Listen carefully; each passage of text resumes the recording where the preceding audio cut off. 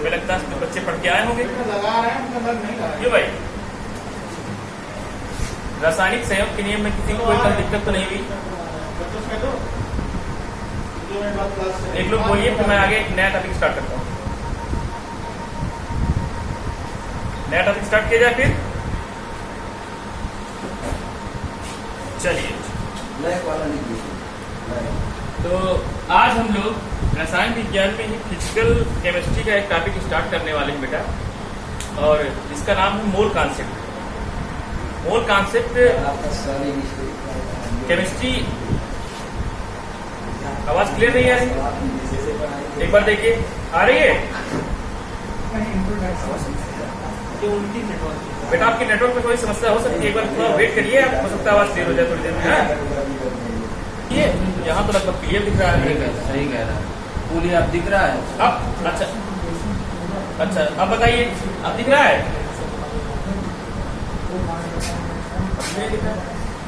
आप उनकी नेटवर्क अरे वो आपका यहाँ नेट है ना, थोड़ा बादल। अच्छा, हम स्टार्ट करते हैं, उसको थोड़ी देर में दिखने लगे। तो मोल अवधारणा कहते हैं इसको। अब मोल कॉन्सेप्ट का पहले मैं आपको बताता हूँ इसका उपयोग कहाँ करेंगे आप। तो पहले नंबर पर आप ध्यान दीजिएगा, जब भी आपको भौतिक रसायन की न्यूमेरिकल हल करना होगा तो मोल कॉन्सेप्ट अगर आपको आता है तो आपको चीजों को समझने में आसानी होगी। ठीक। नंबर 2, अब हम मोल कॉन्सेप्ट स्टार्ट कर रहे हैं। तो आप लोग शुरू से पढ़ते आए हैं, 6th, 7th, 8th में एक शब्द आता है मोल। तो अभी तक कितने बच्चे मोल शब्द को समझते हैं? क्या कोई मोल शब्द को समझता है? अगर नहीं समझता है तो मोल का अर्थ कोई विशेष अर्थ नहीं है। रसायन विज्ञान में मोल शब्द को भी किसी सब्सटेंस की मात्रा को व्यक्त करने की इकाई के रूप में लिया जाता है। अर्थात mole is the smallest unit of matter. यह है पदार्थ की मात्रा को व्यक्त करने की एक छोटी इकाई। क्या कह सकते हैं यहाँ? पदार्थ की मात्रा को व्यक्त करने की इकाई। हाँ, समझिएगा, इकाई मतलब यूनिट। अच्छा बताओ बच्चों, अब मैं आपसे कुछ प्रश्न पूछने वाला हूँ, ध्यान समझिएगा। बताओ, एक पहला प्रश्न है, आप अगर दूध को मापते हैं तो काहे में मापते हैं? दूध को किस यूनिट से मापते हैं आप? लीटर में, किलोग्राम में? Very good. आप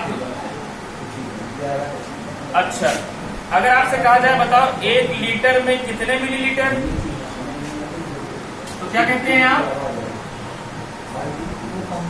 हाँ, तो 1 लीटर बराबर 1000 मिलीलीटर कहते हैं ना।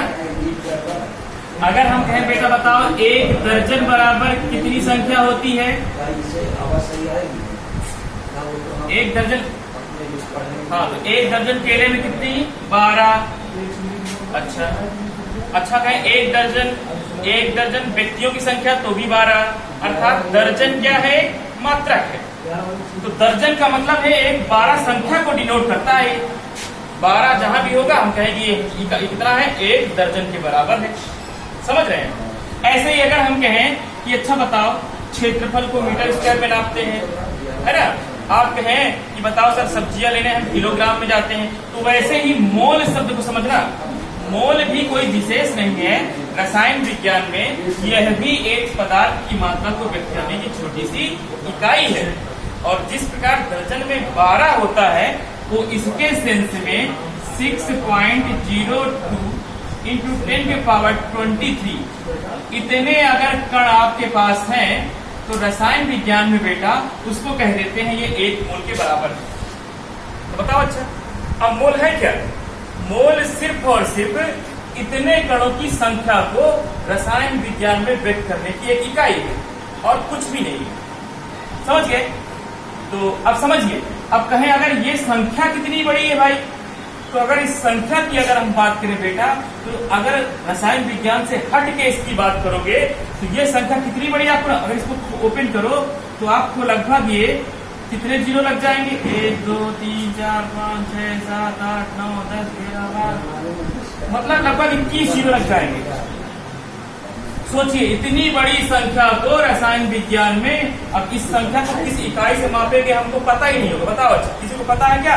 इतनी लंबी संख्या हो गई है, इसको किस इकाई से मापेंगे आप? इकाई, दहाई, सैकड़ा, हजार, मिलियन, ट्रिलियन, अर्थात इसको हम हेक्सिलॉन कहते हैं। एक संख्या है, इसको हेक्सिलॉन बोलते हैं। इतनी लंबी संख्या, समझ रहे हैं? इस सेंस को अब देखो केमिस्ट्री में कहते हैं छोटा सा एक पार्ट मात्रा है, तो इतनी लंबी संख्या जो है वो बाहर अगर दी जाए, तो अगर हम इसकी बात करें, अगर हम इसका सेंस देखो, इस संख्या को बताने की कोशिश कर रहे हैं हम लोग। अगर इस संख्या को हम समझे बेटा, तो अगर हम इस संख्या इतने इस संख्या के बराबर, सपोज इस संख्या के बराबर मान लीजिए पाव रोटी सब लोग खाते हो ना, सुन रहे हैं हमारी बात? इस संख्या के बराबर बेटा, अगर हम इस संख्या के बराबर पाव रोटी ले लें और उसको इस प्रकार से अपने पृथ्वी से ऐसे रखना शुरू करें, तो ये संख्या इतनी बड़ी संख्या होती है कि हमारे पृथ्वी से सूरज के बीच की जो दूरी होती है बेटा, वहां तक पहुंच जाएगी। अर्थात सूरज और पृथ्वी के बीच में एक सीढ़ी का काम करेगा, और सीढ़ी का काम ही नहीं करेगा बेटा, लगभग हम पृथ्वी से सूरज का जो चक्कर लगाएंगे वो 200 बिलियन तक का चक्कर लगा सकते हैं, घूम सकते हैं ऊपर नीचे। समझ रहे हैं? ये छोटी संख्या नहीं है, बहुत बड़ी संख्या है। ये यूं कहो कि अगर हम इतने संख्या में दूध को, जैम को लेने मान लो, अगर हम जैम को किसी पात्र में रखें तो हम पूरी पृथ्वी पर एक छेद लेकर लें और उसमें भर दें, इतनी बड़ी संख्या है। लेकिन हम केमिस्ट्री में क्या समझते हैं बेटा? इसको एक छोटी सी यूनिट, इसकी पदार्थ की मात्रा को व्यक्त करने की इकाई। अब देखिए, मैंने इस संख्या को केमिस्ट्री से अलग समझाने की कोशिश की ताकि आपको इसका सेंस आ जाए, आप समझे होंगे। समझिएगा, मैंने कहा कि सूरज से पृथ्वी की दूरी में अगर आप इतनी पाव रोटी रखें तो कई चक्कर लगा देंगे, इतनी बड़ी संख्या है। लेकिन केमिस्ट्री में क्या है बेटा? ये बहुत छोटी संख्या मानी जाती है, पदार्थ की मात्रा को व्यक्त करने की एक छोटी सी इकाई मानी जाती है। समझ रहे हैं ना? चलिए, तो अब हम इसका यूज करते हैं। अभी तो हम सेंस बता रहे हैं। चलो, तो सभी बच्चों को एक संख्या ये पता होनी चाहिए, जो कि इसी संख्या को बेटा अवोगाद्रो संख्या के नाम से जानते हैं। अवोगाद्रो संख्या, और बेटा इसको n या n0 से रिप्रेजेंट करते हैं। समझ गए? तो मोल क्या है?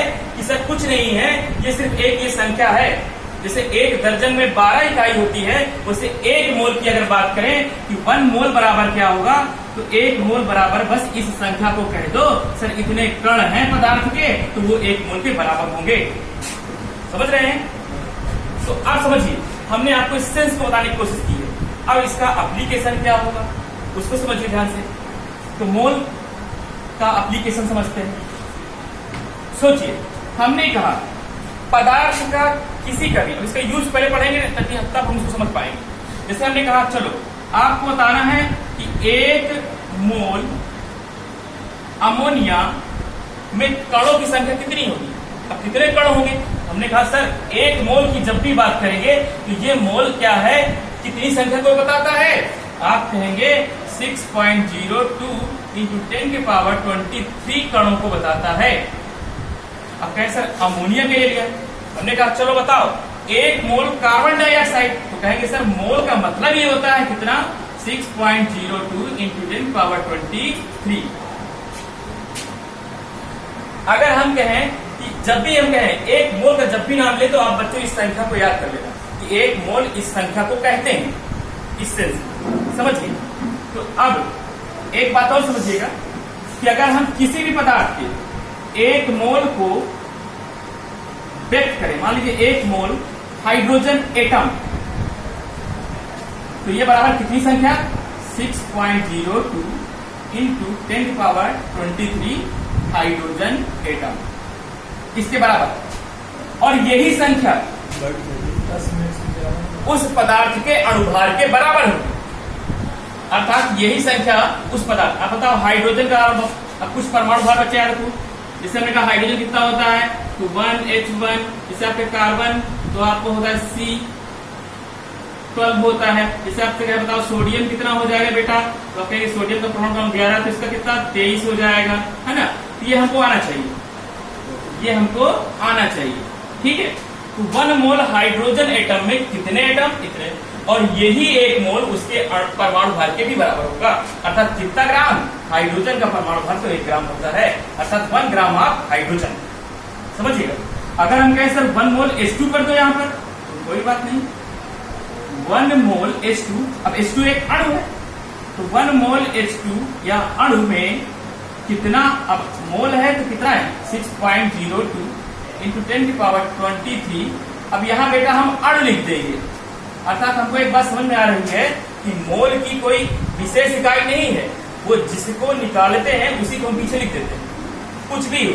जैसे कहें 1 मोल, इसमें आपको आयनों की संख्या, तो कितने आयन हो जाए, समझ रहे हैं? अब इसका अगर हम द्रव्यमान की बात करें, बताओ हाइड्रोजन का 1 होता है परमाणु भार, तो 2 का कितना हो जाएगा? 2। तो हम कह सकते हैं 2 ग्राम ऑफ हाइड्रोजन।